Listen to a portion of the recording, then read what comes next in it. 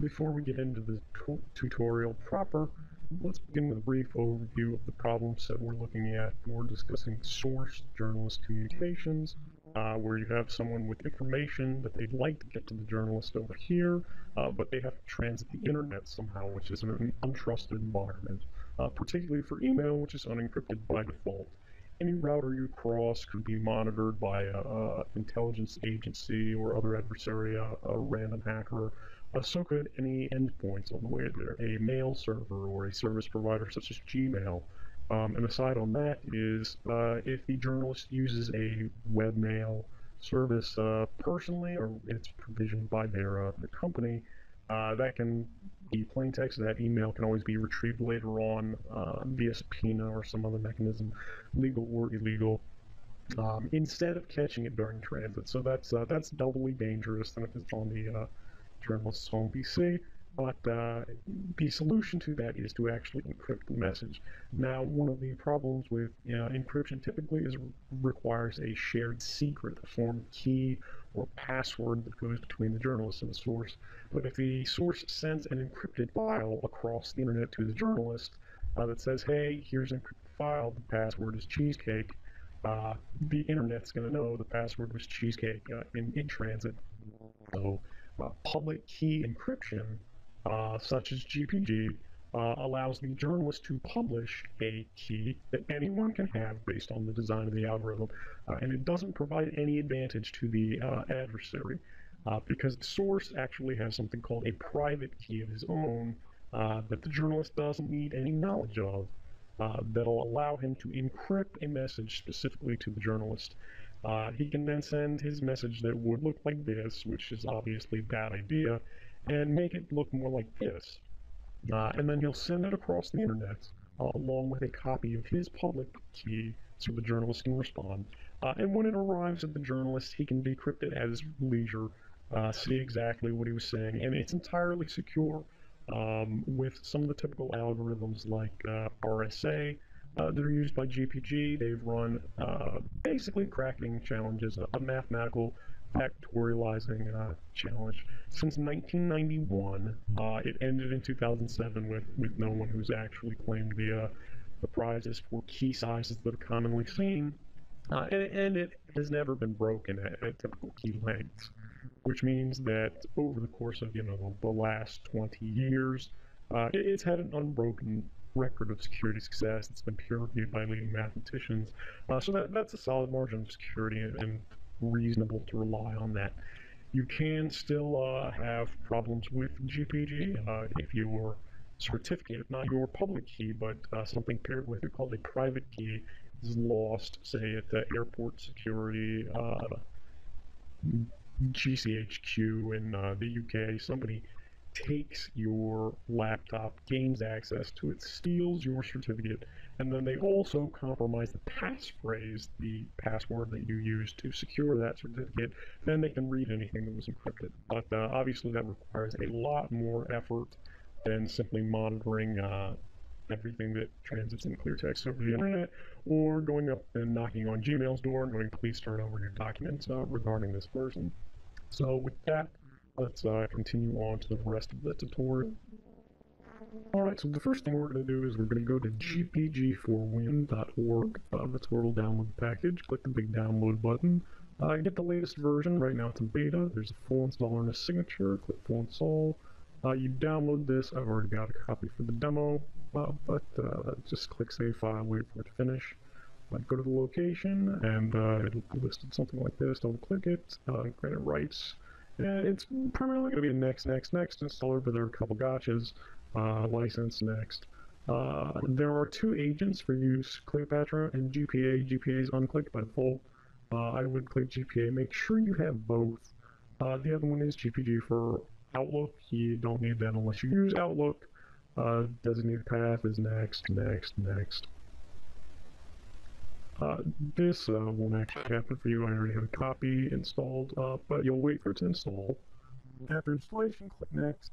You've got to acknowledge this screen. It's for a corporate setting. It implies certificate of trust. You don't want this, but it's not enabled by default. Just acknowledge it, click next, and you're finished. Okay, installation's completed. Let's start the program. You have two choices, Cleopatra or GPA for new privacy assistant. You want GPA. It's better in almost every way, even though it's older. This is the interface, your keys. First thing you need to do as a new user is go to Preferences and click Advanced Mode. If you don't click this, and it's not enabled by default, you won't be able to choose your key length. You want a key that is stronger than the default length. Then go into Keys, generate a new key, 3072 instead of 2048. Enter your information to be associated with the certificate. This is what will be published with the key. It's important to have accurate information if you're a journalist. For others, you can really enter anything in there. This is a test certificate. Then you're going to have to create a password, work on passwords. The only things that protect the security of the communications are the passphrase and the strength of the certificate itself. The certificate won't be broken, the passphrase could be broken. Using a dictionary attack or a brute force attack, anything like that. So use something strong. Pick a memorable quote that you don't have to write down that's meaningful to you but no one else knows, like Margaret Thatcher is 110% sexy. That has special characters like the percent sign, numbers, uppercase and lowercase letters, and it's very long. You want a password that's more than 20 characters a minimum. So our key is finished generating. We have the new one right there. Once you've generated your key, we need to share it. We send them to key servers. That's where anyone can get public keys, not private keys. Server, send keys. Keys.newpg.net is a good one. That's the common default from the makers of the program. Just click yes, it sends the keys out there. Now people can search by your email address, your name, or the fingerprint of the key, which we'll get to later. Let's take a quick look at publishing and getting keys for people we've never had contact with. pgp.mit.edu is a public key server. Anyone can put their keys up there for free. You can search by emails. Strings, like what you're searching for, you want to use exact matches if you know what the email is. So let's check that. This is what results look like. This is the key we just generated and published. That is our key ID, which are the last 8 characters of the fingerprint. And this is what a public key looks like. When you need to share this or get this from someone else, it'll look like this long block of gibberish. Start with a begin and then PGP public key block. You just copy that, go to GPA, hit Control-V on your keyboard to paste, Control-Victor, and it'll import the key into the keyring. We already have it here, so it's not actually going to pop up, but it shows you the interface. If it's someone else's key, now they're there, you can encrypt emails to them however you'd like. Now that we have somebody's key, we can compose a message. Please pause the screen and read this note. This is critically important. Webmail providers like Gmail and some other clients will compromise your privacy. So this is what we use. We use something like Notepad, copy the text, and then we open up the clipboard in the new privacy agent. This is where you put your text. You can also draft things in here, and you just click encrypt. You say which key you want to send it to. This is a test server. You can find this key ID on any key servers and email it to that address to make sure that you've got your client configured properly. We sign it as ourselves. That's not necessary, but you can. This will allow us to decrypt our own text by selecting both people as recipients, the Dell, and ourselves. And then this is saying, just because it's on the key server doesn't mean it's actually that person. Are you sure they own this key? You'll enter your passphrase, and with that, your message will become encrypted. So this is what it looks like. Again, if anybody intercepts this over the wire when it's being emailed, it's useless to them without the recipient's private key.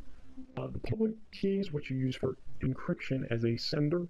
The private key is needed as a recipient to read it. So we copy that into the clipboard, assuming we actually sent this across the email we were the recipient. You would then put in your private passphrase, and once you've got that, it's going to decrypt it. And you see the plain text is the same. So they're freely convertible only if the message was encrypted to your private key. Public key encryption is pretty complex, and we're covering it very quickly, so we'll do a little more practice. This is the robot we discussed earlier. You can use for testing your settings. We're going to illustrate exchanging public keys with people you're not familiar with by doing this. That's their key. If you didn't download it already, you just copy it and paste it in here. This is us copying our public key to send to them. You just right-click on your own, you click copy. Paste it so you see what it looks like. That's what it is. It's the block. But then you'd open up your email client, put in the recipient who is associated with the key, send them an email, and paste your key right in there. This isn't a security flaw. There's no benefit to the adversary by doing this, other than identifying yourself as that key holder, that email address with that key, if they're not the same. And then you send it. This is what we received in return from Adele after we did it. What she's done is she's taken that key and encrypted a message to us that only we can read using our private key. So you get that message, you open up your clipboard, again, Windows clipboard, you paste that in there, and then you just click decrypt. And as long as you've already put your passphrase in, it won't ask you for it. But otherwise you'll have to enter it again. And this is the text. This is how public key encryption works. And this is how your source would be communicating with you. Okay, that's it for our crash test on use. As far as publication, this is the Electronic Frontier Foundation, their staff directory. Here's one of their legal directors. You see they include their GPG keys in their contact block. They got a little link there. The link opens this page, and sure enough, it's another key.